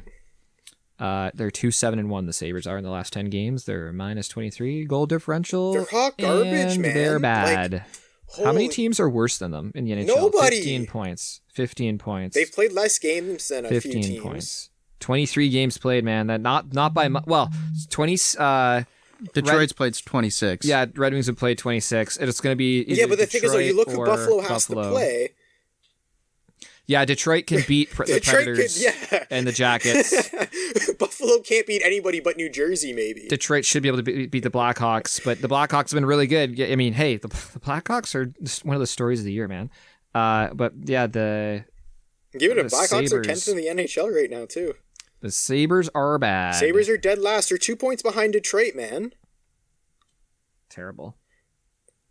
Ian, if I told you Detroit wouldn't have been... Ottawa's in fucking 28th? Yeah, They got the most games played, though, but still. they do. Well, there's been no games off from the Canadian division. You know what surprised me? You look at the goals for. I was doing this week earlier, and For which team? across the league, the Ottawa Senators. They score goals. They're not that team you could pick up goalies against, really, because they score. If you're talking fantasy and you're looking for those backup goaltender they got a lot of starts, they got a goals. lot of goals for. Yeah, man. You got to look at some of these teams like the Ducks, 55 goals for. Who the fuck has all their goals? Devils, 51 goals for. Sabres, 52 goals for. Like Detroit, how many goals Dallas hasn't played that many games. How many goals does Eichel and what's his name have? Eichel and Hall both have 2 each. Oh my! Like, what? Yeah. Wait. Do we think Eichel and Hall are going to combine for as many goals as Matthews get this year? No. At this point, no. And you got to set the bar lower, man. Who would have thunk that at the start of the year? Imagine that was like a bold prediction we came up with. Matthews scoring more goals than Hall and Eichel combined. That would have been a bold prediction when we were doing our way too early playoff predictions. Yeah, that would have been a bold take. At this point in time, Ian, can you pull up the Leafs? Yeah. Let's pick someone on the Leafs, and we'll see if Hall and Eichel score more or less goals than like someone like Zach Hyman. I was going to say, let's go with Zach Hyman. Zach Hyman's at 7, so he's got 3 more than them. Zachary Hyman. You think so? Is there another Leaf we can pick? Spets has got 5, Nylander 10, Tavares Let's go with 8. Nylander. And Nylander? They should, honestly, they should have more than I know. Nylander. No, it's just fun speculating. Let's I just know. not throw it out there. It's just hilarious putting into a big picture. That's how bad Buffalo's been. I think. Like VC has more than both of them. That's fucking hilarious because he played for Buffalo last year, and it's so fun going through the Reddit comments because same like with Simmons. Simmons has 5 as well. Because you Yeah. read the Reddit comments and people are like, In yeah, 12 this games. guy and this guy has more goals than Eichel, and then somebody's like Jimmy VC does. Yeah. And then all the Buffalo Sabre fans were just like, oh, F. Yeah. Like, oh. Wow, they're getting into the hard liquor And the early Sabres that hated, night. and the Sabres fans hated. Apparently, like Sabres fans hated VC last year. Yeah. Like easy target, I guess. But Yeah. I don't know. Guy signs for you to score goals, doesn't score And goals. doesn't. It's Yeah, but easy like, to fucking jump on he's the guy. only been like a 35-point player. Like, he's not been Ian, like a the 60-point. The media tells them differently. I don't know. Mm-hmm. Yeah, like I thought, I actually looked at his stats. I thought he was a guy that like was like a 60-point player. Never. Like, He's never been Galchenyuk- that. He's never been Galchenyuk that. should be getting more scrutiny for this guy because Galchenyuk has scored 30 fucking goals. Yeah. He's done it. Yeah. Damn. Not saying like either of them deserve it, but It's happened before. yeah. It's happened before to worse players. Remember like when Tim Stapleton or like who's the guy? Who's the guy you hate? The guy who couldn't score. Lee Stepniak. Lee Stepniak. Ian loved Lee Stepniak. I fucking hated him on Toronto. And then he got traded to another team. He starts fucking scoring. Yeah. When he was on Calgary. Wasn't he on Detroit for a minute? He Stepniak? could have Maybe at been. the end of his career. Yeah. Could have been for a minute. He had a decent career after he left Toronto, though. Yeah. Well, even in Toronto, he hit the post like every game. It wasn't that like he was bad. He's just like he would always like hit the post or fuck up a shot or fuck up a play somehow, and it just every game it seemed like he was the fucking guy for me to yell at. So Yeah. that's Ian needed what to it yell at was. somebody. It's like Matt Fratton. Why'd you hit the post against Boston? Oh my God. We all remember that. Damn. Yo. Sorry, Sabres fans. Yo, so looking at like the top 4 in each division, most of our playoff predictions are pretty good. Looking decent. We all got Yeah, you walk away from the mic trying to say something. We all had Tampa, Carolina. Did you have Florida? Yeah, I think so. I had Nashville. I had Florida. Yeah, I know you did. I had to grab another beer. Washington, Boston. And I forgot the microphone. Did you guys have Pittsburgh? I had Pittsburgh, yeah. Did you have Pittsburgh? I think I Mark hope did. not. I think Mark. I don't think any of us had Islanders in their first in the division. No. I think we all had Toronto, Winnipeg, Edmonton. No, I had Toronto, Montreal, and Alberta. Alberta? Yeah. Edmonton Calgary? and Calgary. Edmonton and Calgary. Oh, yeah. Oh, you didn't have Winnipeg? No. Oh, okay. Yeah, I didn't have Montreal, and I know Mark had Montreal. Yeah, Yeah. we were surprised you didn't have Montreal. Yeah. Yeah, that was a bit shocking. And then not really. the West, I know I hit these 4 teams so far. The Golden Knights, Blues, Avalanche, and Wild. Yeah, and I think Mark had the Ducks. Mark had the Ducks instead of Wild, and he probably wants to take that back. Well, like Mark said last week that was if we were to do mulligans, mine would be the Preds, Mark's would be the Ducks. I don't Ian doesn't need a mulligan, I guess. I don't really. At this point, no. Like Dallas looks like a mulligan. They just don't have games. But played. yeah, they've you also can't been really, banged up. Yeah, I wouldn't really call that a mulligan yet. So you know what? Actually, speaking of the Avalanche and the being banged up. Well, no, and the conversation that we were having that Mark was leading here with Jack Eichel and the captaincy. A few years ago, there were reports out of Colorado that their young captain Landeskog wasn't a good leader either. I think it was when J.S. Giguère was there. There was a story, and there's a bunch of reports coming out of Colorado. Giguère was basically saying like these guys are a bunch of losers. Like they don't know how to play. Their captain is basically too young. Not to blame him. Yeah. But they threw the captaincy on him really, really early, and it took him a few years to get it figured out. Now look at them. I mean, now they're banged up, but I know Ian and I, speaking of predictions, we had them as the Avalanche as the Cup winner, our pick for either the Cup or the President's Trophy. Yeah. They're having a really good year. Sorry, I'm going to correct myself. Since the 2000s, the Sabres have had 21 captains. No fucking shit. So in 21 years, they've had 21 captains? Yeah, I'll start. Okay, Stu Barnes. Yeah, read them down. Miroslav Satan, then Chris Drury, James Patrick, JP Dumont, Okay. Daniel Brier, Chris Drury again, Daniel Brier again, What? Chris Drury, What the Jochen fuck? Heck, Tony Lidman, Brian Campbell, Yaroslav Spacek, Jochen Heck, Jason Pominville! Oh boy. Craig Rivet, and then Jason Pominville again, and then So Thomas. Why would they switch back and forth? Dude, this is year after year. Like Okay. Yeah, I keep know, going. but- Keep going. it's switching back and forth, but players might have been traded. Oh, and then come back? Yeah, and then Thomas Vanek, Steve Ott, Brian Giunta, Jack Eichel. Steve Ott was a captain. Oh my god. Are you sure that's not an assistant as Dude, well? there's a few guys, with all due respect to Jochen Hex, like, I remember him, but man, like, is he your captain? If he's your captain, you're in trouble. They're just like giving it to just like Guys, When give I it to think of the guys. Sabres as captains, I think of Chris Drury, Daniel Briere, and JP Dumont. Sure. Nothing wrong. Like even Pominville. Pominville too. Okay. He was But- there for a while. And then I Jack thought Eichel. like Giunta was a captain at one point. Thinking about it, it's like it's probably a good thing the Leafs didn't have a captain after the Phaneuf years.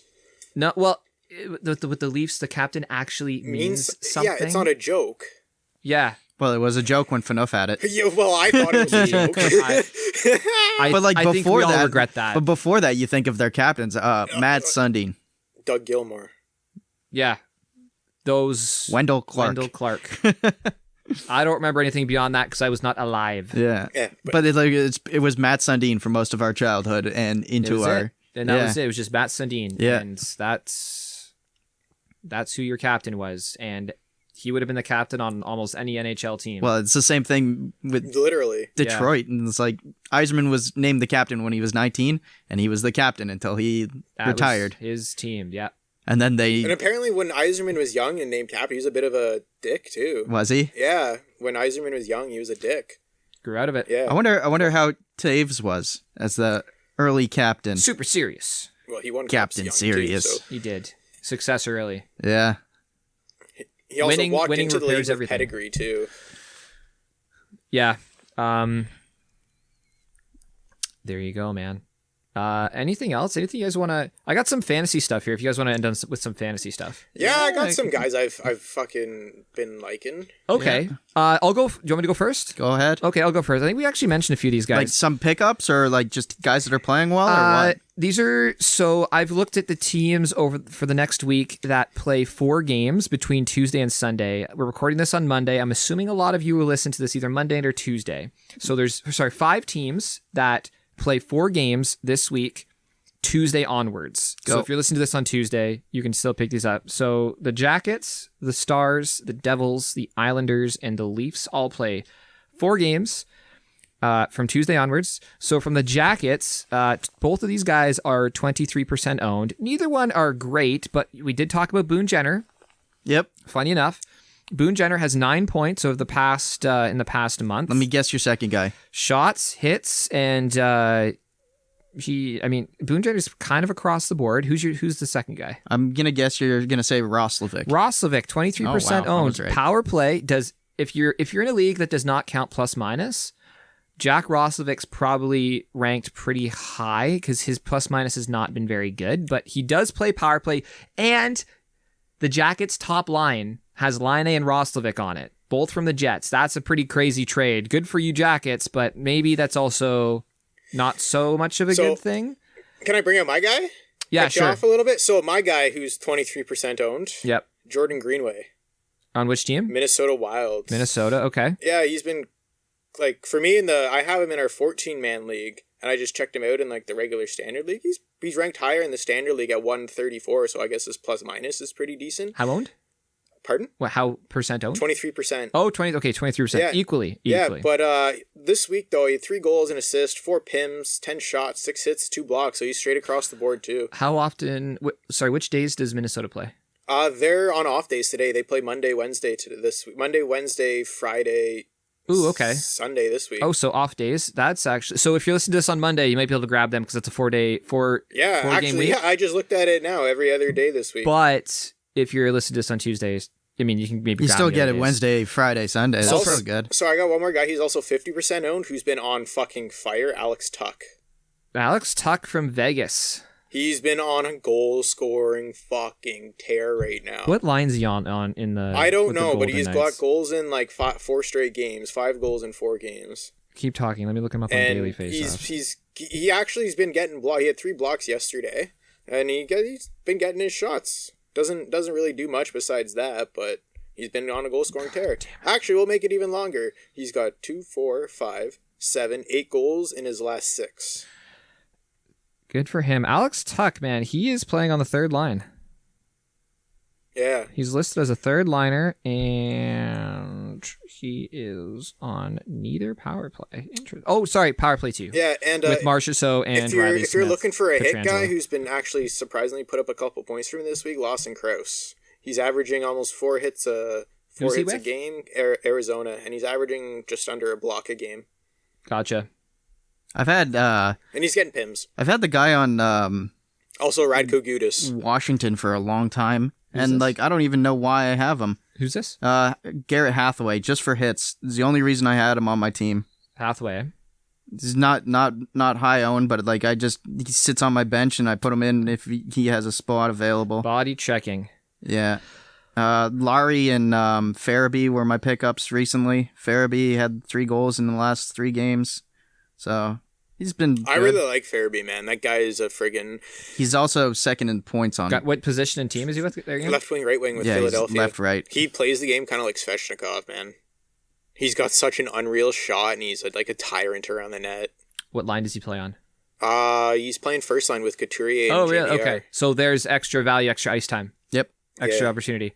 He's 61% owned, though. We mentioned this guy earlier. Mark mentioned Rupe Hintz with Dallas. The guy can't say fucking play more than a shift, though. No, he's an across-the-board player, and he's top 50 average over the past season. He just, injury problems. So he's a long-term guy. If you have like an IR plus spot in your league, you might be able to throw him on the IR plus because he keeps going day to day. He just can't stay healthy. But if Dallas is going to have to make up all these games at some point, so Dallas star players might not be a bad idea. And again, Dallas is one of those teams that play 4 games this week, Tuesday onwards. The other 3, let's go through the other 3 real quick. New Jersey, Pavel Zacha, 25% owned. Pavel Zacha over the past month is a point per game player. So also Pavel another guy in New Jersey, Kyle Palmieri, he's owned only 43%, gets a lot of shots, and he's a goal scorer for New Jersey. Yeah, he's a guy that should be owned more than that. That's what I'm saying. Think. I own him in our 14 league, and he's a goal scorer. He scored the only goal yesterday against Rask for New Jersey too. Only 1 goal last week, but in the last month he's got like 7 points, decent. 32 shots. With the Islanders are the 4th team on that list, and Jean-Gabriel Pageau is 54% owned. He gets stats across the board. He is in the top 100. I think he's ranked 80. At least as of last night, he was ranked 80 in Yahoo. There is no reason why a guy ranked 80 I drafted him and he was garbage at the start of the year. Should be unowned, period. The only reason I could fathom that he is unowned or only owned in 54% of leagues is because he's a center only. So I'm going to have a guy like that too, is Jordan Stahl. Which team? You don't know what team Jordan Stahl plays? We're going through the Islanders, Mark. Oh, Carolina Hurricanes. Yes. So he's 53% owned. He's ranked 63 in standard leagues. The guy's averaging just under a point per game. His plus minus is even, and he's basically averaging half a power play point a game. But he's averaging a shot and 2 hits a game. True. But he's 63% owned ranked 63 and only just over 50%. Yeah, but that's in our banger league, Mark. You can't go off those rankings. No, that's in the regular league. Oh, is it? I have him in our standard league. That's what I said. Oh. Okay, so sorry. Let me get through the Islanders here. So the other guy, 6% owned, being hot lately, Oliver Wahlstrom. He's, again, nice across the board, only 6%. If you're looking for goalie starts, 4 games this week. So Ilya Sorokin, he's been on fire recently. He's around 41% owned as well. So Islanders, if they're playing 4 games this week, they're definitely going to start him at least once. I think he played recently against Buffalo Sabers. Yeah, he played the Sabers yesterday against Sabers, and then the last got a win. So is there an Islander you want to add? No, I got a defenseman playing 4 games this week who's the last team there is the Leafs, and I mean Hyman and Thornton. Like, way you go. In the last 2 weeks, he's been ranked in the top 100. Matt Dumba, he's been on a bit of a hot streak for the Minnesota Wild. And who are Minnesota playing? Vegas. Minnesota has Vegas and Arizona this week. 4 games though. All off days: Monday, Wednesday, Friday, Saturday, Sunday. How owned is he? 55%. 55%. That's pretty good. Yeah, last 2 weeks, 2 goals, 2 assists, plus 7. No power play points, so he doesn't play on the power play. 20 shots and 8 hits. Doesn't play power play. No. Damn, who plays power Dumba play? Doesn't play power play? Well, they got Brodie. They got who else? They got Suter. They probably Spurgeon. We've raved again about their decor multiple times. Let me just look up. Well, we just had 4 of them, so it's probably 2 of those guys. I'm just going through ads here. I'm just looking at advertisements, just looking at videos. Oh my goodness. Okay, Minnesota Wild. Lines, let's go. Dumba is on the second power play, second pairing for defensemen. Top pair is Spurgeon and Suter. Brodin and Dumba is the second pair, and Suter is power play 1 with Kaprizov, obviously, Eriksson, Zuccarello's been on fire, and Fiala. That's power play 1. Yeah, Dumba's been on fire. Yeah, if Zuccarello is available in your league, pick him up. He's been going off. Little Viking guy. It looks like they go 2D on their second power play unit. They go Dumba and Spurgeon. Speaking of Jordan your Greenway, second Thingway is going out there. Like, Dumba's only got 1 power play point on the season, and I yeah, don't think Minnesota's a heavy power play. I was gonna say, how is their power play even? No.